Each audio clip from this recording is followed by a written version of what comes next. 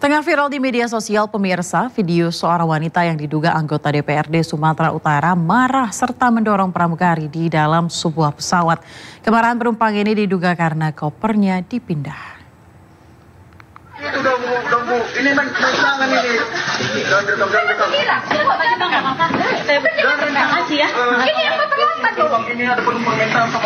Sebuah insiden terjadi di pesawat Wings Air, di mana seorang penumpang wanita yang diduga anggota DPRD Sumatera Utara berinisial MZ membuat keributan.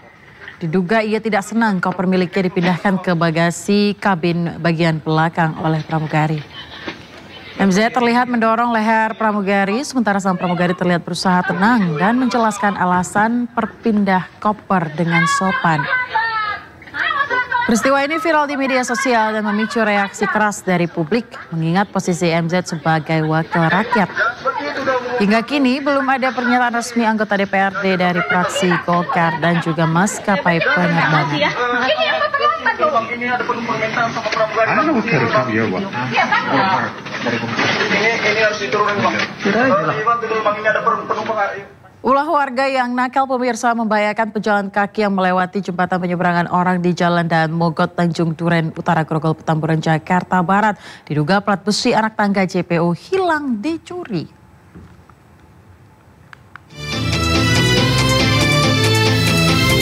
Sejumlah pejalan kaki ini ketakutan saat melalui jembatan penyeberangan orang JPO di Jalan Dan Mogot Tanjung Duren Utara Grogol Petamburan Jakarta Barat. Mereka khawatir karena plat besi pijakan anak tangga hilang dicuri. Pejalan kaki pun harus ekstra hati-hati karena selain banyak yang hilang, jembatan juga licin. Ditambah lagi besi jembatan yang keropos membuat banyaknya warga yang mengeluh hingga video viral. Pihak berwajib pun memasang garis peringatan di pintu masuk jembatan agar tidak ada warga yang menggunakannya sementara. Usai viral, petugas Bina Marga Kota Administrasi Jakarta Barat pun memperbaiki plat besi pijakan anak tangga agar JPO bisa digunakan kembali oleh warga. Dari Jakarta, Rizky Faluti, iNews melaporkan. Sebuah mobil ambulans yang membawa pasien terkena tilang elektronik saat menerobos lampu merah dan jalur bus Transjakarta. Polisi mengaku ada kesalahan sistem dalam penindakan tilang elektronik saat mengcapture atau mengambil gambar kendaraan.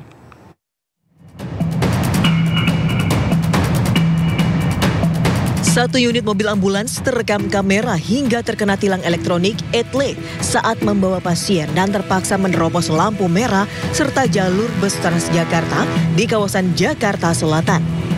Sopir ambulans pun mengunggah bukti pelanggaran yang diterimanya hingga viral. Akibat kejadian ini, ada sopir ambulans yang tengah membawa pasien memilih berhenti di lampu merah karena takut terkena etle.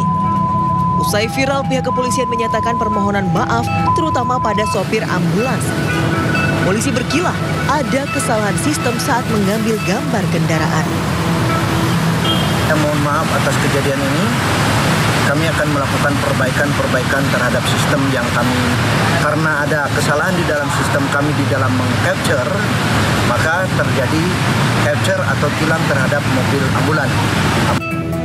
Polisi juga akan memberikan sanggahan pada situs resmi etle di Telantas Polda Metro Jaya dan akan memberikan panduan kepada pengemudi untuk membatalkan penilangan. Dari Jakarta, Helmi Sajangbati, iNews melaporkan. Kuasa hukum korban pemerkosaan Dr. PPDS menemui penyidik Polda Jawa Barat untuk memastikan hak-hak korban terpenuhi termasuk kemungkinan kompensasi yang diberikan oleh Rumah Sakit Hasan Sadikin pada korban. Kuasa hukum korban, Ruli Panggabean, memastikan hak-hak korban pemerkosaan yang dilakukan Dr. PPDS di Rumah Sakit Hasan Sadikin terpenuhi. Kepada polisi pemirsa, kuasa hukum juga sempat membahas kejanggalan yang terjadi di Rumah Sakit Hasan Sadikin Bandung. Ia menilai pengawasan pihak rumah sakit sangat kurang terhadap Dr. PPDS yang bertugas sehingga ada potensi korban mendapat hak kompensasi dari rumah sakit akibat insiden ini. Sementara kondisi korban masih mengalami trauma pasca peristiwa yang terjadi.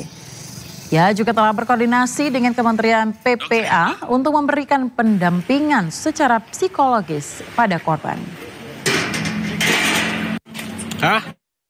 Tentu saya sih akan memastikan bahwa hak-hak dia tidak terabaikan ya, termasuk hak-hak pendatanya.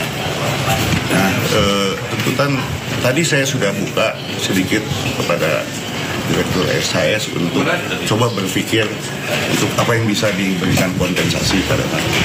Karena bukan tidak mungkin besok lusa, mohon maaf dicek kesehatan tiba-tiba ada kehamilan.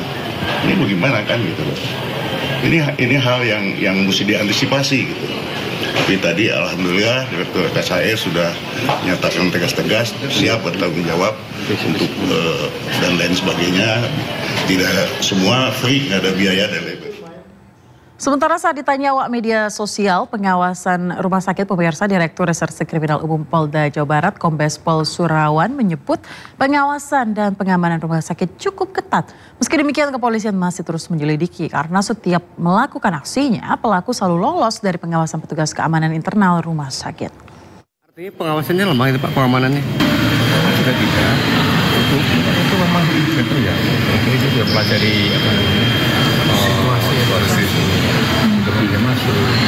Ada yang dimasuk dari tempat penuh itu baru nakal. Jadi nggak ada pantau CCTV dari sini. Ada dari nggak CCTV dia pelataran dulu kemudian nakal. Jadi itu juga. Kesimpulannya dia sebagai mahasiswa PPDS mengambil tindakan tanpa didampingi dokter. Sini Bang, lihat Bang. Di sini Pak. Dipertegas Pak, berarti kalau untuk undang-undang kesehatan, apakah sudah ada indikasi pelanggaran undang-undang kesehatan bagi rumah sakit ataupun? Untuk sebelah dari undang-undang kesehatan. Sementara itu pemirsa, Wakil Menteri Pemberdayaan Perempuan dan Perlindungan Anak Indonesia Veronica Tan mendatangi Rumah Sakit Hasan Sadikin Bandung. Veronica menilai korban pemerkosaan dokter PPDS harus diberi pendampingan trauma psikologis.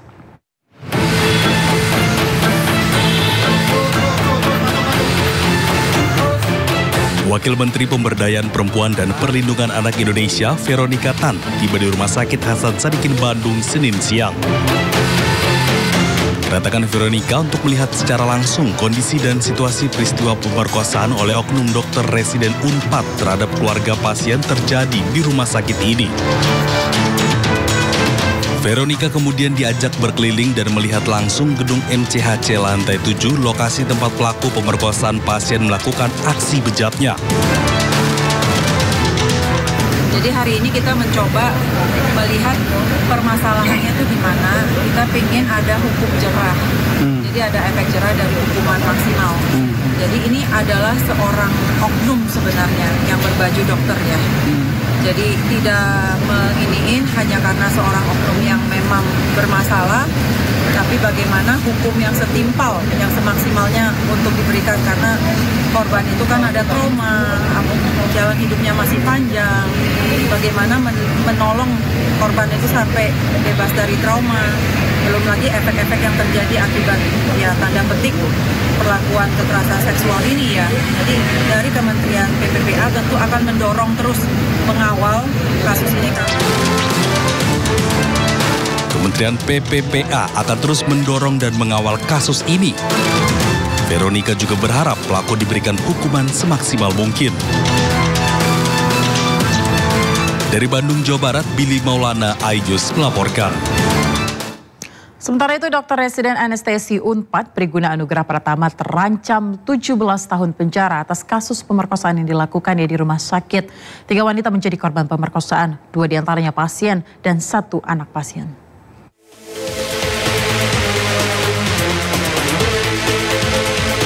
Priguna Anugrah Pratama, dokter residen anestesi Universitas Padjadjaran Bandung, resmi ditetapkan sebagai tersangka kasus pemerkosaan.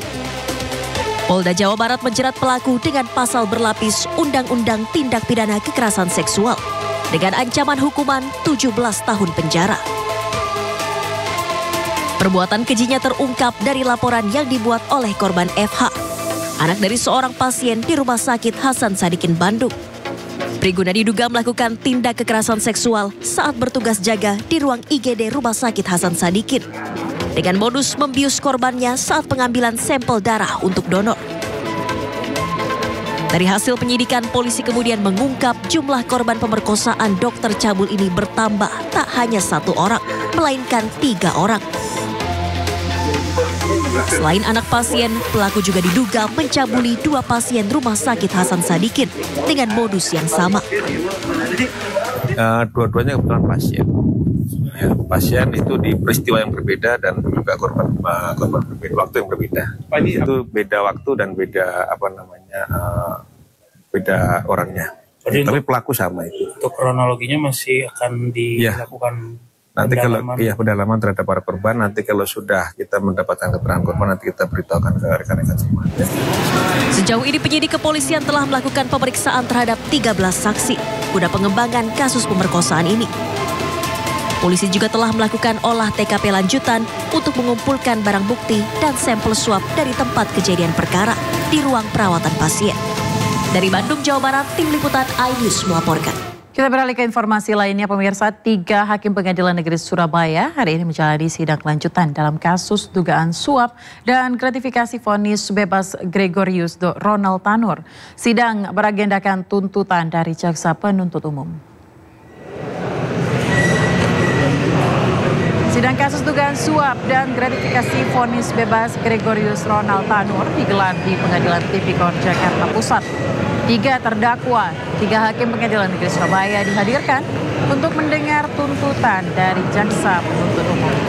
3 terdakwa adalah Erin Tuah Damanik yang saat ini menjadi Ketua Majelis Hakim, serta Mangapul dan Heru Hanindoyo yang saat ini adalah anggota Majelis Hakim.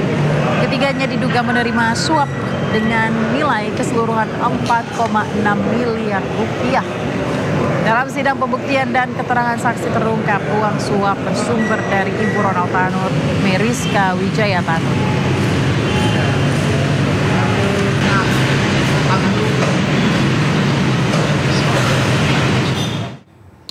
Pemirsa, sidang lanjutan 3 hakim PN Surabaya yang memvonis bebas Gregorius Ronald Tanur kembali digelar di Pengadilan Tipikor Jakarta Pusat dengan beragendakan mendengarkan tuntutan dari jaksa penuntut umum kepada ketiga terdakwa. Dan kita akan mengetahui seperti apa jalannya persidangan pada kasus ini. Pemirsa, sudah bergabung bersama kami rekan Esra Ambarita melaporkan langsung dari Pengadilan Tipikor Jakarta. Selamat siang, Esra, silakan dengan laporan Anda terkait agenda pada siang hari ini. Ya, selamat pagi Ayah dan juga pemirsa. Hari ini sidang lanjutan untuk mantan 3 hakim pengadilan Surabaya yang memvonis bebas dari Gregorius Ronald Tanur kembali digelar di Pengadilan Tipikor Jakarta Pusat. Tapi kalau berdasarkan pemantauan kami sejak pukul 9 pagi, tampaknya ini belum dibuka untuk ruang sidangnya. Namun jika menukil website resmi dari Pengadilan Tipikor, ini seyogianya persidangan akan dimulai pada pukul 10 pagi atau pukul 11 pagi. Jadi kita akan masih menunggu bersama jam berapa persidangan untuk ketiga hakim ini dilakukan. Dan untuk diketahui bahwa hari ini sidangnya adalah dengan agenda mendengarkan tuntutan langsung dari jaksa penuntut umum untuk 3 terdakwa mantan hakim.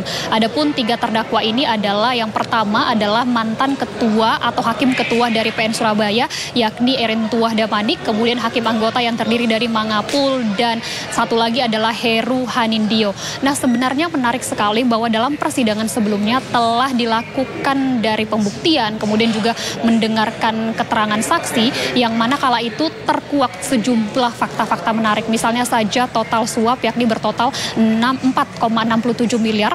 Kemudian diketahui bahwa tidak hanya menyuap dari para hakim namun juga dari Ronald Tanur atau melalui pengacaranya ini Lisa Rahmat ini juga menyuap dari staf para pengadilan Surabaya, Pengadilan Negeri Surabaya maksud kami, yakni bertotal 55 juta. Salah satu saksi menyatakan bahwa ia menerima 5 juta dari uang yang diterima dari pihak Ronald Tanur. Nah, selain itu yang cukup menarik juga bahwa total uang tersebut adalah bersumber dari ibunda Ronald Tanur.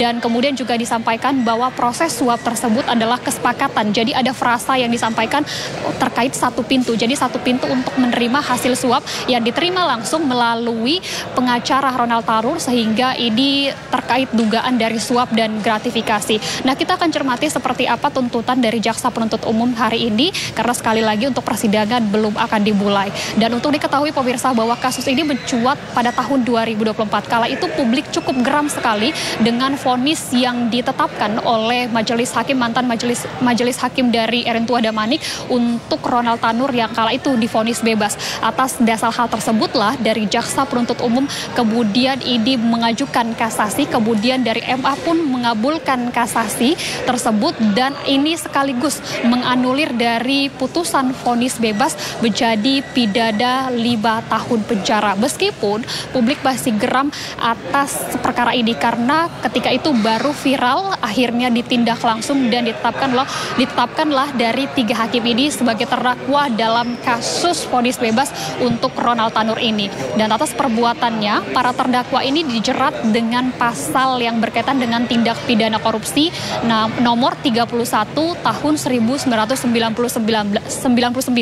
yakni dengan pasal 12, kemudian juga pasal 6 dan pasal 5. Tentu pemirsa, kita akan nantikan seperti apa tuntutan dari jaksa penuntut umum, dan kita berharap tentunya nanti putusan ini sepenuhnya memberikan keadilan bagi kita, ataupun dalam hal ini adalah korban yang sudah meninggal, yakni kekasih dari Ronald Tanur. Kembali ke Anda, Aya.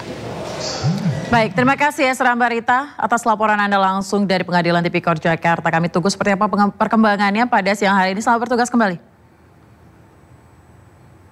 Ya, kita ke informasi selanjutnya. Pemirsa, 3 hakim PN Surabaya didakwa menerima suap dan gratifikasi sebesar 4,6 miliar rupiah. Menurut jaksa, uang suap tersebut bersumber dari Ibu Ronald Tanur, Meriska Wijaya, untuk membebaskan Ronald Tanur.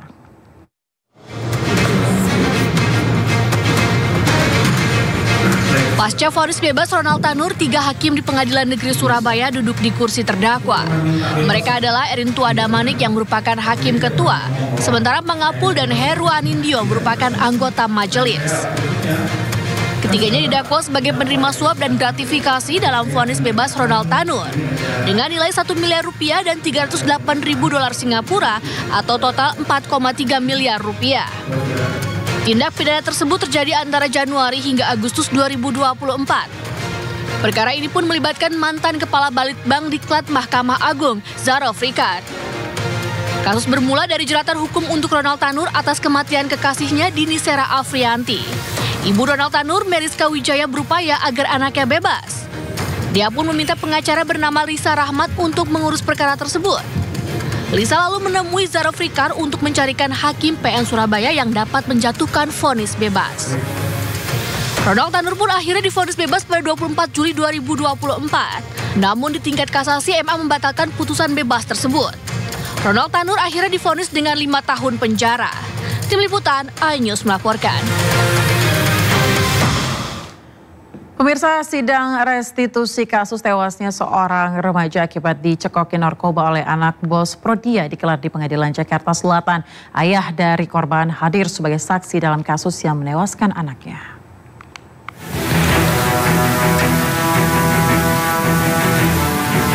Sidang tertutup kasus anak bos Prodia digelar di Pengadilan Negeri Jakarta Selatan pada Senin 14 April. Dalam agenda sidang kali ini, Radiman, ayah korban, hadir sebagai saksi.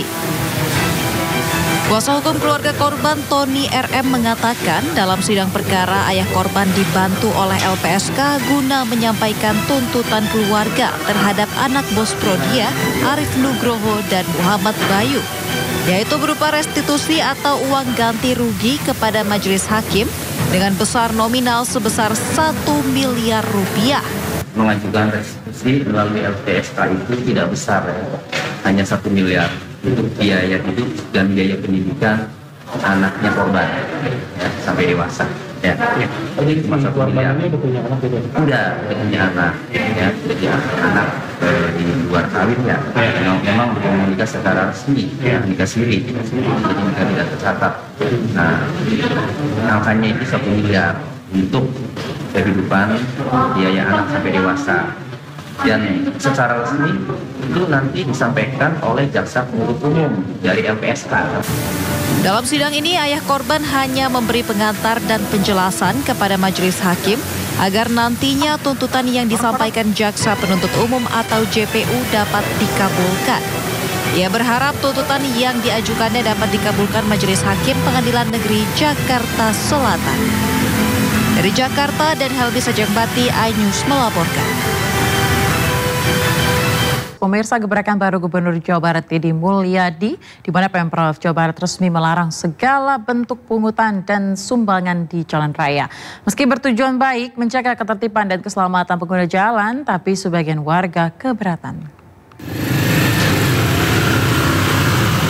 Anda tentu sering melihat aksi seperti ini. Sejumlah warga berdiri di bahu jalan sambil meminta sumbangan ke pengendara yang melintas.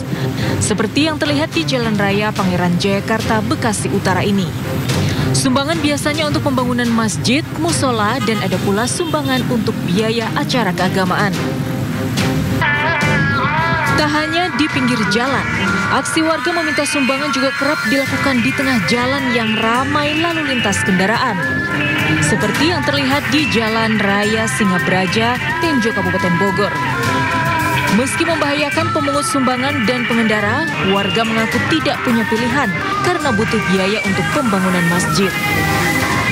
Iya, karena ya kita perlu dana untuk menyelesaikan sarana ibadah kita. Kalau tidak begini ya kita pemasukannya memang minim gitu. Pertama kita udah masuk 1,8, tahap kedua baru itu 2,8 baru masuk 1,5. Nah tentunya kami berharap sekali ada solusinya. Demi menertibkan aksi membahayakan ini, Gubernur Jawa Barat Deddy Mulyadi membuat aturan melarang segala bentuk pungutan dan sumbangan di jalan raya. Deddy Mulyadi meminta seluruh kades, camat, wali kota dan bupati untuk mencari solusi lain pembangunan masjid agar warga tidak perlu meminta sumbangan di jalan raya. Dari Bogor dan Bekasi, Jawa Barat, Tim Liputan iNews melaporkan. Tak hanya diguncang dugaan perselingkuhan, pemirsa, Ridwan Kamil juga akan segera dipanggil KPK lantaran terseret korupsi pengadaan iklan Bank Pembangunan Daerah Jawa Barat. Pemeriksaan Ridwan Kamil penting untuk mengkonfirmasi sejumlah barang bukti yang disita KPK dalam kasus korupsi pengadaan iklan BJB, diantaranya barang bukti elektronik. Namun sebelum memanggil Ridwan Kamil, penyidik lebih dulu memeriksa saksi-saksi lain. KPK juga telah menyita sebuah motor dari rumah RK.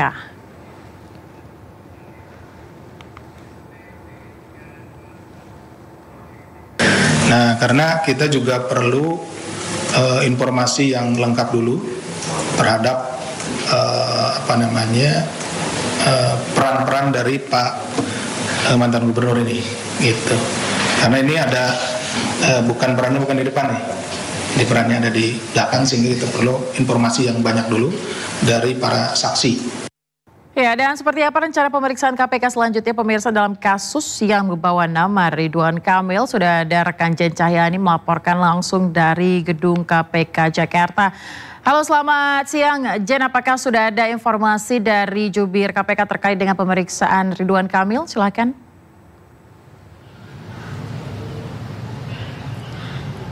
Ya, baik Ayah dan juga pemirsa, hingga saat ini belum ada informasi lebih lanjut terkait dengan kapan pemanggilan dari Ridwan Kamil atau ex-gubernur Jawa Barat ke Komisi Pemberantasan Korupsi atau KPK terkait dengan kasus korupsi pengadaan iklan Bank BJB, yakni di Jawa Barat pada tahun 2021 sampai 2023. Dan diketahui memang dari KPK sempat sudah menyita salah satu sepeda motor milik Ridwan Kamil yang kemarin sudah dibawa ke gedung KPK sendiri, sudah disita, dan sampai saat ini kami masih menunggu informasi terkait dengan pemanggilan Ridwan Kamil sendiri untuk diperiksa oleh penyidik KPK.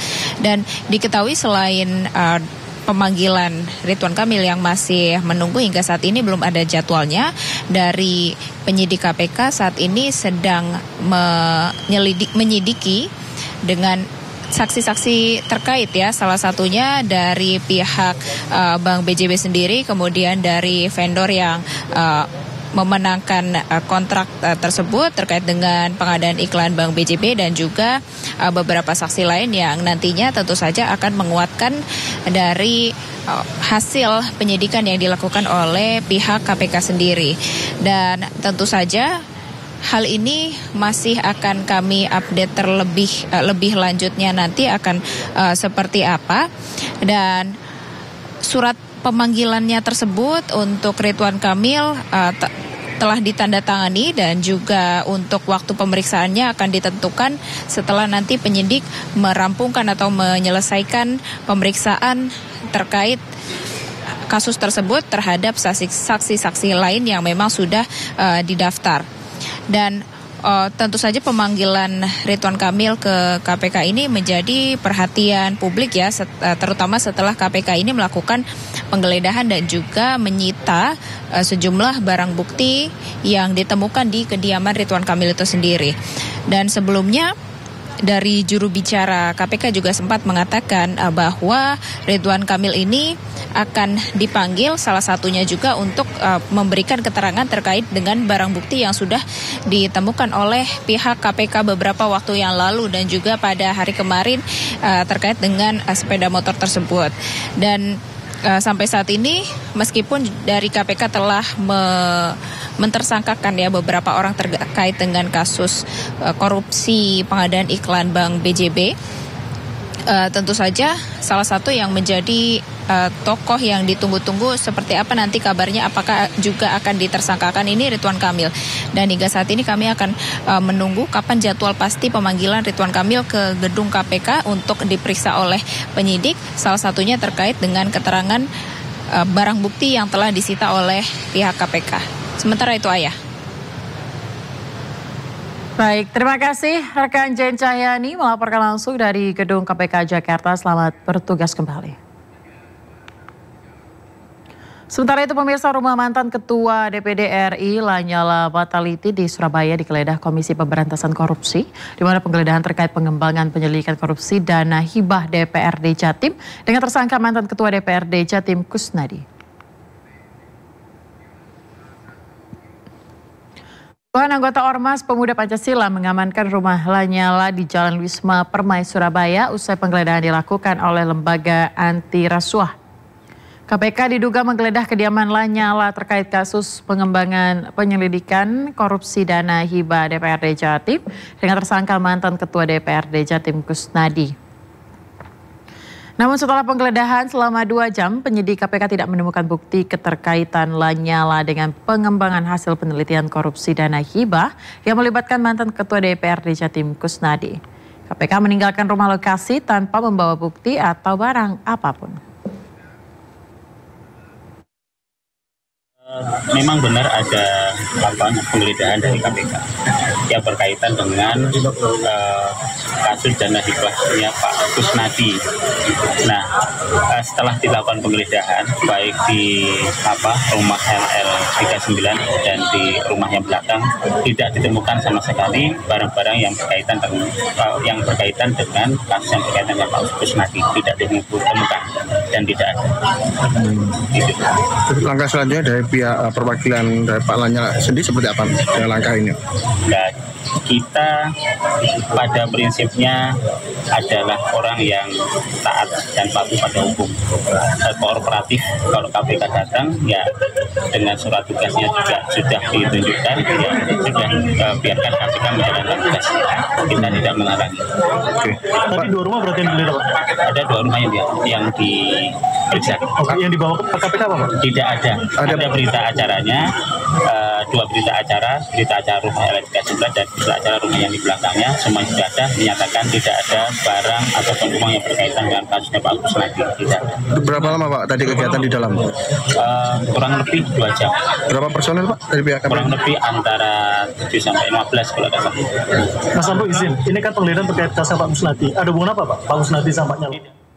Ya pemirsa, Kejaksaan Agung menetapkan 7 tersangka dalam kasus dugaan suap terkait vonis lepas korupsi bahan baku minyak goreng dengan terdakwa 3 perusahaan. Di antara 7 tersangka merupakan hakim yang memberikan vonis bebas kepada 3 terdakwa korporasi.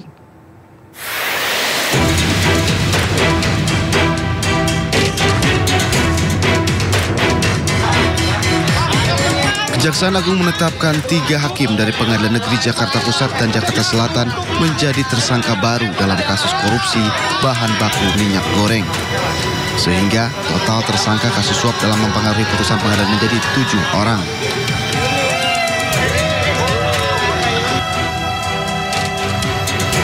Ketujuh tersangka tersebut yakni Muhammad Arif Nuryanta, Ketua PN Jakarta Selatan, Juyamto yang saat itu menjadi Ketua Majelis Hakim, Ali Muhtarom, Hakim Ad Hoc, Agam Sarif Baharudin, Hakim Anggota. Selain itu ada WG, Panitera Muda di PN Jakut, Marcella Santoso pengacara, dan Arianto sebagai pengacara. Kejaksaan Agung menduga 3 tersangka yakni Juyamto, Ali Imron, dan Agam Sarif Baharudin menerima suap dari Ketua PN Jakarta Selatan, Muhammad Arif Nuryanta. Suap tersebut diberikan sebanyak 2 kali sebesar 22,5 miliar rupiah. Pertama, Muhammad Arif memberikan uang sebesar 4,5 miliar rupiah dengan pesan agar perkara bahan baku minyak goreng diatasi. Uang kedua sebesar 18 miliar rupiah agar vonis tersebut divonis lepas atau oslah. Agar perkara tersebut diputus oslah dengan menyiapkan uang sebesar 20 miliar rupiah.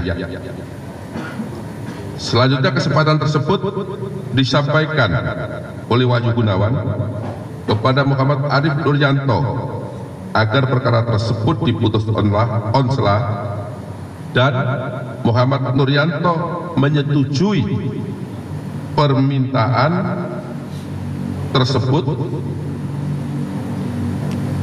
untuk diputus onslah, namun dengan meminta uang 20 miliar rupiah tersebut dikalikan 3 sehingga totalnya 60 miliar rupiah. Vonis lepas itu berbeda jauh dengan tuntutan yang disampaikan oleh jaksa penuntut umum. Dalam tuntutannya, jaksa menuntut uang pengganti sebesar 937 miliar rupiah kepada Permata Hijau Group, uang pengganti kepada Wilmar Group sebesar 11,8 triliun rupiah, dan uang pengganti sebesar 4,8 triliun rupiah kepada Musimas Group. Dalam kasus ini, Kejaksaan Agung juga telah menyita sejumlah sepeda motor dan mobil mewah, mulai dari merek Harley Davidson, Triumph hingga Vespa. Kendaraan mewah ini diperoleh dari hasil penggeledahan di 5 lokasi di Jakarta dan sejumlah daerah. Tim Liputan iNews melaporkan. Ya, Kejaksaan Agung menyita beberapa mobil dan sepeda motor mewah dalam kasus dugaan suap vonis lepas ekspor minyak sawit mentah. Salah satunya adalah mobil sport mewah Ferrari yang berharga lebih dari 15 miliar rupiah. Mobil dan sepeda motor mewah sitaan Kejaksaan Agung dalam kasus dugaan suap vonis lepas ekspor minyak sawit mentah masih terparkir di halaman Gedung Kartika Kejaksaan Agung, Jakarta.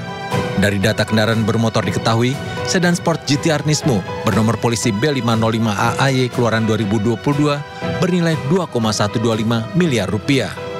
Mercedes-Benz G63 bernomor polisi B1 STS keluaran tahun 2019 bernilai 3 miliar rupiah. Sementara yang paling mahal adalah sedan Ferrari tipe SF90 Stradale diperkirakan bernilai 15 miliar rupiah. Ketiga mobil mewah tersebut adalah sitaan Kejaksaan Agung dari rumah advokat Arianto. Selain ketiga mobil mewah tersebut, Kejaksaan Agung juga menyita beberapa mobil mewah lain dan sepeda motor mewah seperti Triumph, BMW, dan Harley Davidson. Ya, 4 hakim, 2 pengacara, dan 1 panitera telah ditahan Kejaksaan Agung terkait perkara suap vonis lepas ekspor minyak sawit mentah. Turut disita juga pemirsa kendaraan mewah dalam penanganan perkara ini pemirsa, di mana namun milik siapa sajakah mobil, motor, dan sepeda ini. Dan saat ini rekan kami Jessica Winoto bersama juru kamera Damar Wicaksono sudah berada di Kejaksaan Agung untuk melaporkan hasil penyidikan terkini perkara suap vonis lepas ekspor minyak sawit mentah. Jessica, selamat siang. Apa saja hasil penyidikan terkini Kejaksaan Agung?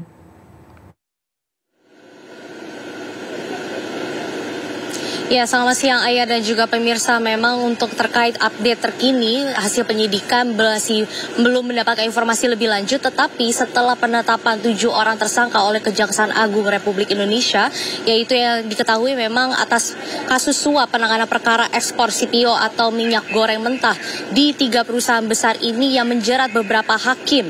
Ini adalah cukup mencoreng institusi peradilan di Indonesia, dan memang ini akan menjadi perhatian kembali oleh publik dan juga pemerintah bahwa ternyata masih ada kasus jual beli vonis putusan.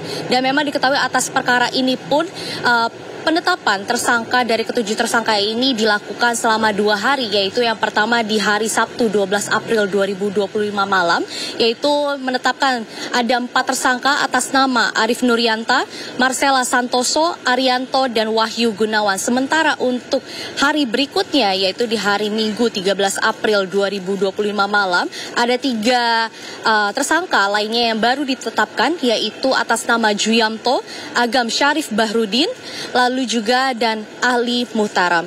Dan dari penetapan ketujuh tersangka ini pun tim penyidik Kejaksaan Agung Republik Indonesia juga melakukan penggeledahan di 3 provinsi, yaitu di Jepara, Jawa Tengah, Sukabumi, Jawa Barat, dan juga di Jakarta, dengan mengamankan beberapa barang bukti, yaitu ada 7 unit mobil mewah, lalu juga ada 21 kendaraan bermotor, yaitu roda 2, dan juga ada 7 unit sepeda. Dan memang dari seluruh barang bukti ini memang sangat menonjol, yaitu ada di mobil Ferrari Spider berwarna merah dan juga Nissan GT-R, dan lalu di beberapa barang bukti di kendaraan bermotor roda 2 ini ada Harley Davidson, BMW, Vespa, dan lain sebagainya, dan juga ada 7 unit sepeda. Dan Ayah dan juga pemirsa, dapat kami sampaikan bahwa awal mula terkuaknya kasus suap ini adalah berawal dari kasus suap yang terjadi di Pengadilan Negeri Surabaya pada kasus Ronald Tanur.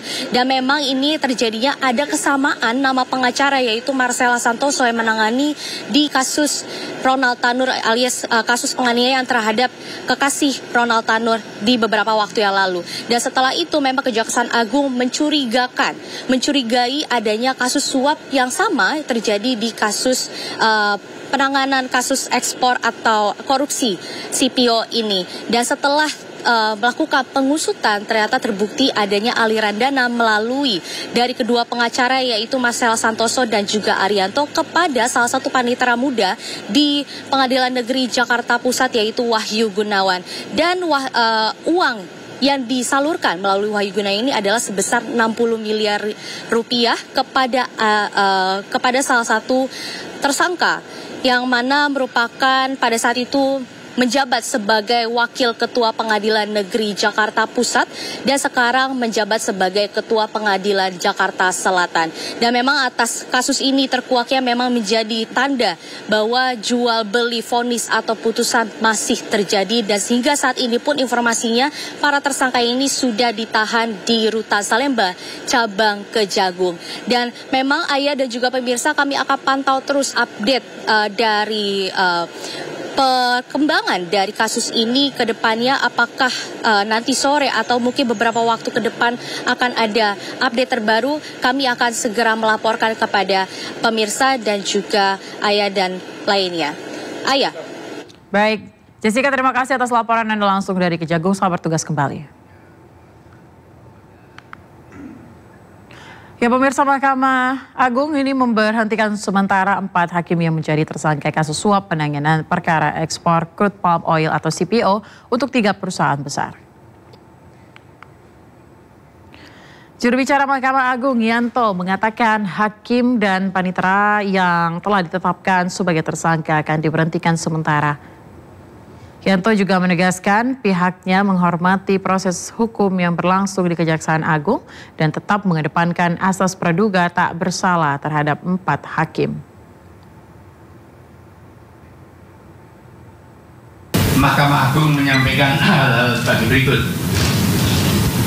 1. Mahkamah Agung menghormati proses hukum yang dilakukan oleh Kejaksaan Agung terhadap Ketua Pengadilan Negeri Jakarta Selatan dan Majelis Tipikor, Majelis Hakim Tipikor pada Pengadilan Negeri Jakarta Pusat. Sepanjang itu tertangkap tangan karena hakim dapat dilakukan tindakan penangkapan dan penahanan atas perintah Jaksa Agung dengan persetujuan Ketua Mahkamah Agung. Pasal 26 Undang-Undang Nomor 2 Tahun 1986. Kita semua wajib menghormati asas praduga tidak bersalah selama proses hukum berlangsung. Hakim dan panitera yang telah ditetapkan sebagai tersangka dan dilakukan penahanan akan diberhentikan sementara. Jika telah ada putusan yang berkekuatan hukum tetap, akan diberhentikan tetap. Ya, pemirsa, Komisi Yudisial menyayangkan dan prihatin dengan penangkapan Ketua Pengadilan Negeri Jakarta Selatan berinisial MAN dan Majelis Hakim berinisial SJU, ASP, dan AM terkait kasus dugaan suap. Komisi Yudisial mengungkapkan hak inisiatifnya untuk menelusuri pelanggaran kode etik dan pedoman perilaku hakim di kasus tersebut. Diketahui oleh publik bahwa Kejaksaan Agung telah menetapkan Ketua Pengadilan Negeri Jakarta Selatan berinisial MAN sebagai tersangka kasus dugaan suap terkait putusan lepas onslah perkara korupsi pemberian fasilitas ekspor crude palm oil di Pengadilan Negeri Jakarta Pusat. Dan perkembangannya, Kejaksaan Agung juga telah menetapkan majelis hakim kasus terkait, yaitu berinisial DJU, ASP, dan AM sebagai tersangka karena diduga menerima suap melalui tersangka MAN.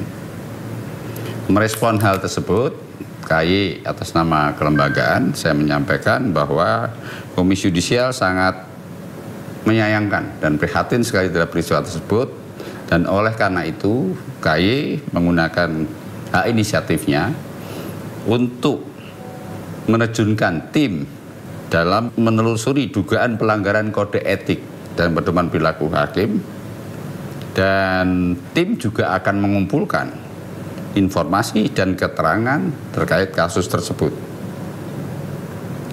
serta memproses informasi atau temuan apabila ada indikasi pelanggaran kode etik hakim. KY juga berkoordinasi dengan Mahkamah Agung dan Kejaksaan Agung untuk pendalaman kasus tersebut. Ya, Muhammad Arif Nurianta yang kini menjabat sebagai Ketua Pengadilan Negeri Jakarta Selatan sebelumnya pernah menduduki sejumlah posisi tinggi di berbagai pengadilan negeri. Ia juga pernah menangani sejumlah kasus besar.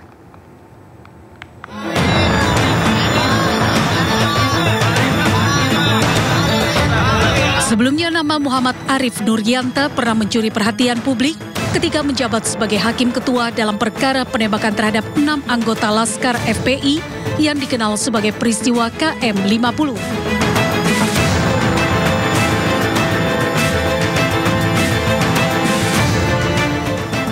Pada 18 Maret 2022, ia memutuskan untuk membebaskan 2 terdakwa, yakni Fikri Ramdan dan Yusmin Ohorela dengan dasar pertimbangan pembenaran dan pemaafan.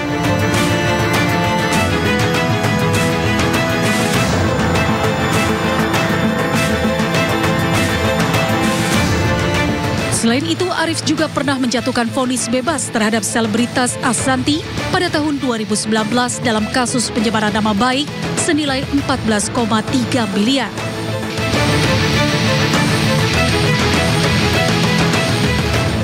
Kini nama Arif kembali menjadi sorotan setelah ditetapkan sebagai tersangka dalam dugaan suap pengurusan perkara korupsi minyak goreng.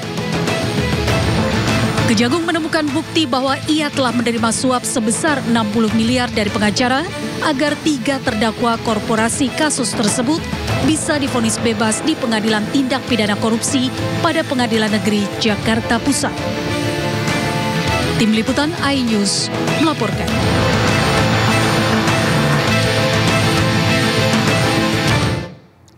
Sementara itu, pemirsa, Hakim Juyamto yang turut ditangkap Kejaksaan dalam perkara korupsi ekspor minyak sawit juga tercatat pernah menangani kasus-kasus besar, di antara kasus penyiraman penyidik senior KPK Novel Baswedan.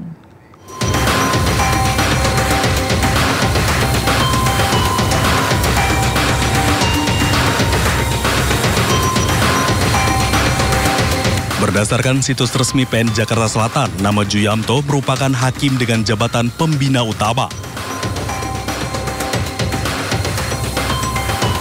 Nama Juyamto pernah mencuat setelah menangani kasus penyiraman air keras terhadap penyidik senior KPK Novel Baswedan pada tahun 2019. Saat itu, Juyamto menyatakan terdakwa penyiraman Rahmat Kadir Mahulete divonis 2 tahun penjara, sementara terdakwa lain, yakni Roni Bugis, divonis 1,5 tahun penjara. Selain itu, Juyamto juga pernah menangani kasus obstruction of justice perkara pembunuhan berencana terhadap Brigadir Nofrian Syah Yosua Huta Barat yang menjerat Verdi Sambo. Dan beberapa waktu lalu, Juyamto menjadi hakim tunggal dalam sidang pra-peradilan yang diajukan Sekjen Partai Demokrasi Indonesia Perjuangan Hasto Kristianto. Dalam putusannya, Juyamto tidak menerima gugatan pra-peradilan yang diajukan Hasto. Pemirsa, tim kuasa hukum Presiden ke-7 Joko Widodo membantah tuduhan yang menyebutkan bahwa ijazah miliknya adalah palsu. Tim kuasa hukum menyebut bahwa penggugat ijazah Jokowi hanya memojokkan pribadi Jokowi, bukan mencari kebenaran. Kami tim hukum sudah mengkaji dan sepakat untuk tidak menunjukkan ijazah aslinya. Sekalipun kami semua sudah melihat langsung secara fisik ijazah asli tersebut. Ya. Dan dalam persidangan juga, beberapa persidangan dinyatakan juga oleh kuasa hukum penggugat, tolong tunjukkan, kan begitu ya. Dan tidak dikabulkan oleh hakim. Karena memang dari awal kami sudah melihat ini permintaan ini bukan untuk menguji kebenaran, lebih kepada untuk memojokkan dan kepentingan-kepentingan lainnya. Dan terbukti, ya, kajian kami terbukti pada saat kemarin dengan itikat baik pihak rektor dan dekan menunjukkan baru salinannya sebagai pihak yang berwenang lah, yang menerbitkannya. Yang terjadi bukan selesai, tapi yang terjadi adalah muncul isu baru, font lah, foto lah. Jadi ini sudah sesuai dengan dugaan kami. Sehingga kami melihat ini hanya sekedar jebakan BP. Tapi apapun itu kami menghormati, menghargai langkah yang dilakukan oleh pihak UGM sebagai lembaga penerbit, ya. Mungkin itikadnya baik agar isu ini selesai, gitu ya. Tapi betul dugaan kami yang terjadi adalah semakin snowball, gitu. Jadi sekali lagi kami bukannya tidak mau menunjukkan, tapi sepanjang diminta oleh perintah pengadilan, oleh penegak hukum, termasuk misalnya andai kata kita juga melakukan upaya hukum, maka dengan sendirinya kami secara aktif akan menunjukkan itu kepada penegak hukum terkait. Mungkin itu saja. Prabowo Subianto menandatangani 4 nota kesepahaman strategis dengan Kerajaan Yordania Hashimiyah. Di tengah tantangan global, Indonesia dan Yordania menegaskan komitmennya untuk saling mendukung demi stabilitas kawasan dan pembangunan. 4 dokumen kerjasama yang ditandatangani di Istana Huseiniya adalah di bidang pertahanan, pertanian, pendidikan, dan keagamaan. Selain itu, Presiden Prabowo juga membahas isu kemanusiaan di Gaza. Indonesia secara aktif mendorong terwujudnya gencatan senjata dan menawarkan dukungan untuk mempercepat proses perdamaian. Kunjungan ini sekaligus menutup rangkaian lawatan Presiden Prabowo ke kawasan Timur Tengah dan Turki. Kita membahas peningkatan kerjasama di beberapa bidang pendidikan, sains, teknologi, ekonomi, ya kan. Kita di sini kita beli banyak fosfat, potash untuk pupuk kita, salah satu termurah di dunia. Kita juga bicara masalah Gaza, ya. Bagaimana kita bisa membantu dari segi kemanusiaan. Juga kita mendesak segera ada gencatan senjata, dan kita akan menawarkan apa yang bisa kita bantu untuk mempercepat proses.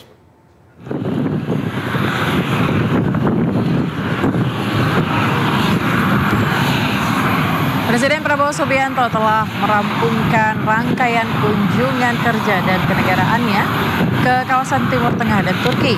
Kunjungan ini menandai langkah strategis Indonesia dalam mempererat hubungan bilateral dengan mitra penting di kawasan tersebut. Saat di Bandar Udara Marka Aman, Presiden Prabowo menerima penghormatan militer dan dilepas oleh Pangeran Ghazi bin Muhammad. Pesawat kepresidenan lepas landas sekitar pukul 17.00 waktu setempat dan dijadwalkan tiba di Indonesia pada Selasa pagi.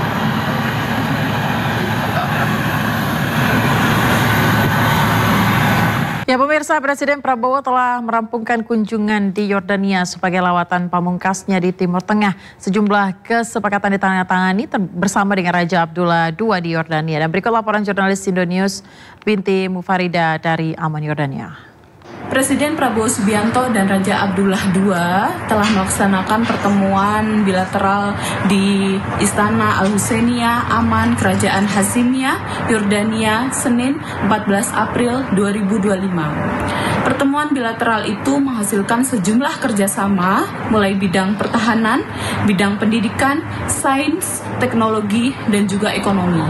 Di mana bidang pertahanan, dokumen kerjasama ditandatangani oleh Menteri Pertahanan Safri Samsudin dan Wakil Perdana Menteri sekaligus Menteri Luar Negeri Yordania Aiman Safadi. Selanjutnya ada kerjasama di bidang pertanian yang dokumen tersebut ditandatangani oleh Menteri Pertanian Amran Sulaiman dan Menteri Pertanian Yordania.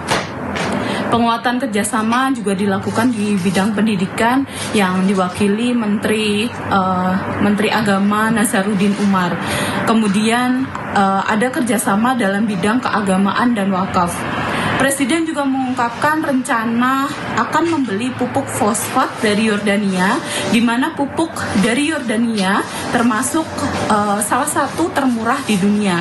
Tidak hanya itu, dalam pertemuan, Presiden dan Raja Abdullah II juga berbicara masalah Gaza. Sementara dari pertemuan, Presiden Prabowo dan Raja Abdullah mendesak agar segera dilakukan gencatan senjata di Gaza. Usai pertemuan, Presiden Prabowo menceritakan kedekatan dirinya dengan Raja Abdullah II bahwa Presiden memang sejak lama sudah dekat dengan Raja Abdullah II, khususnya menjadi teman ketika sekolah di saat menempuh pendidikan militer pada saat masih muda. Dan kedekatan dari Presiden Prabowo Subianto dan Raja Yordania juga terlihat ketika kedatangan Presiden Prabowo di Yordania, di mana Presiden Prabowo langsung dijemput dan diantarkan secara pribadi oleh Raja Yordania ke tempat menginap dari Presiden Prabowo Subianto. Setelah pertemuan bilateral, Presiden Prabowo langsung bertolak ke tanah air dan di hari yang sama dilepas oleh Pangeran Ghazi. Sekian dari Amman, Yordania, Binti Mufarida, iNews Media Group melaporkan. Pemirsa, tidak hanya dengan pemerintah Yordania, Presiden Prabowo menyebut Qatar akan melakukan investasi lebih dari 33 triliun rupiah. Kucuran dana tersebut nantinya akan dikelola melalui Danantara. Investasi asing Qatar kucurkan investasi dan berikut informasinya untuk Anda. Kita sepakat untuk segera tingkatkan kerjasama. Beliau akan invest dengan Danantara, satu dana bersama, beliau komit $2 miliar ya. Saya kira bagus, ini tindak lanjut dan beliau sangat antusias.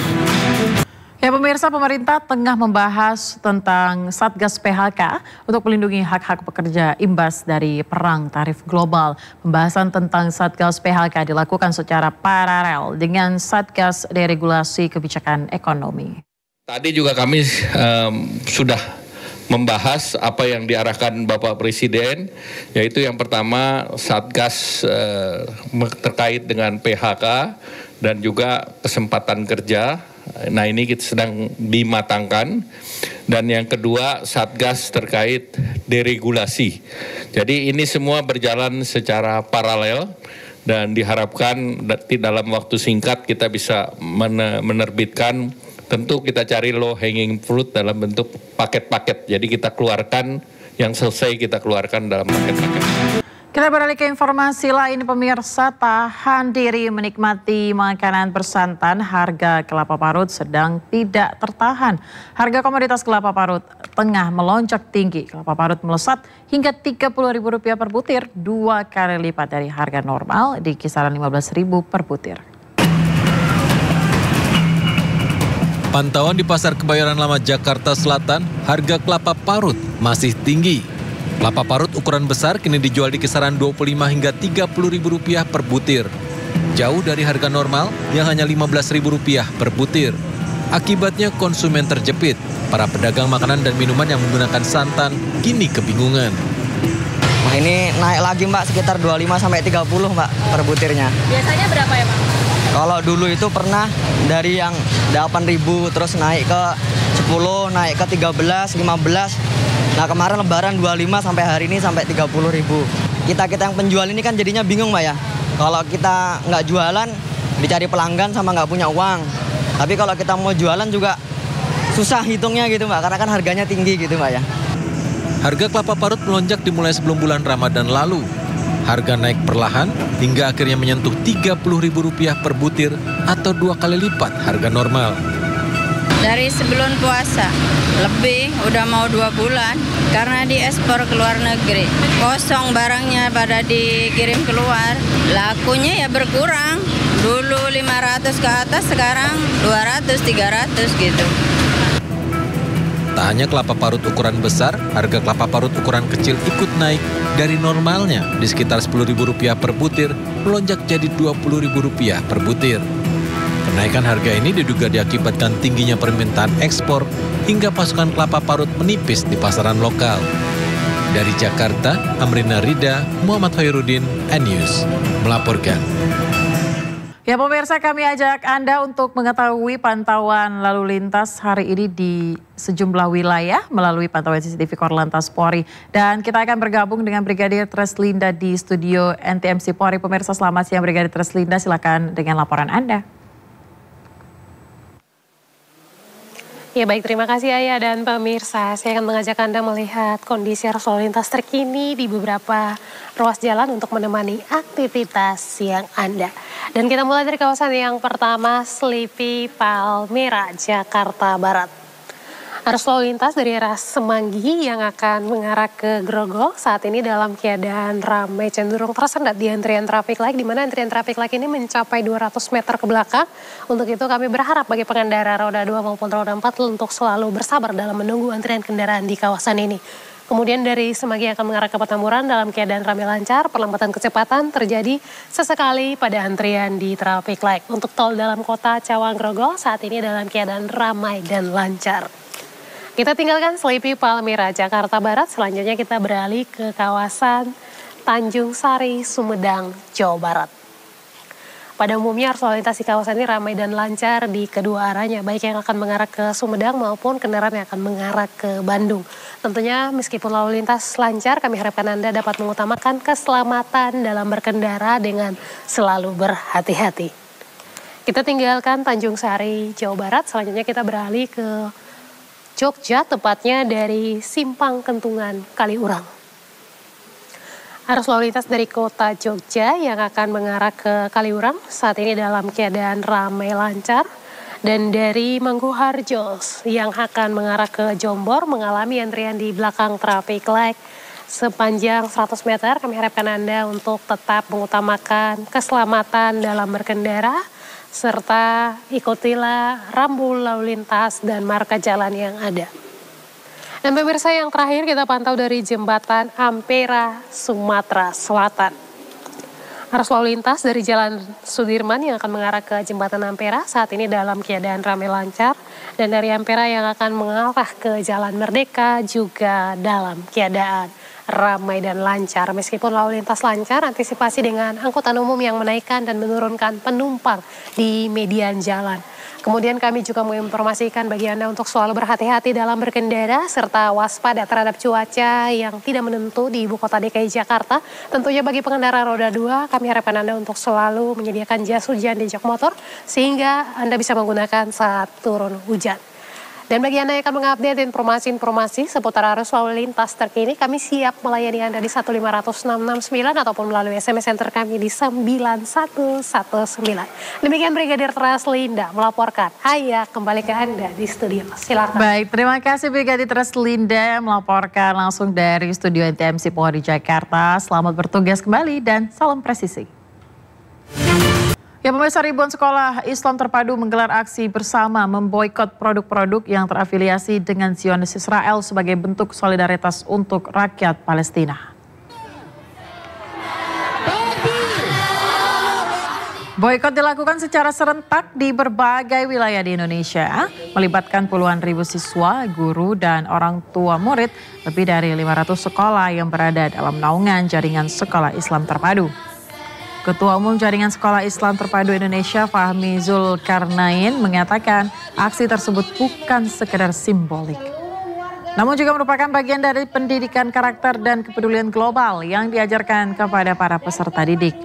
Boikot dilakukan melalui berbagai cara, termasuk edukasi publik melalui poster dan pamflet kampanye sosial media, menarikan produk tertentu dari kantin sekolah, hingga penggalangan dana kemanusiaan untuk Palestina. Ya pemirsa, 2 pekan setelah Idul Fitri 1 Syawal Hijriah, komunitas muslim di Taiwan termasuk warga Indonesia baru menggelar perayaan Lebaran di Taman Hutan Daan, Taiwan. Suasana akrab dan persaudaraan di antara komunitas muslim mengobati kerinduan warga Indonesia di rantau kepada keluarga di tanah air. Idul Fitri 1 Syawal Hijriah di Taiwan jatuh pada Minggu 30 Maret lalu. Namun Muslim Taiwan termasuk warga Indonesia baru merayakan Lebaran 13 April. Mereka menggelar silaturahmi dan makan bersama di Daan Park sebagai hari kemenangan selepas puasa Ramadan. Sejumlah warga Indonesia yang mengais rezeki di Taiwan menuturkan mereka bersedih karena merayakan Lebaran jauh dari keluarga di Indonesia. Namun kehangatan dan suasana kekeluargaan saat berlebaran mengobati rasa rindu mereka. To be honest, for me, I feel sad because it's far away from family, right? But with this festival, we feel warm inside. Even when we are far away from our country, even from our family, we still can at least taste like this. Festival Lebaran digelar dengan tujuan menyatukan komunitas muslim di Taiwan sekaligus memperkokoh persaudaraan di antara migran. Sambil berpiknik, mengunjungi bazar makanan halal dan menyantap hidangan diiringi musik, mereka juga memberikan donasi bagi saudara muslim lain, termasuk bagi saudara muslim di Myanmar.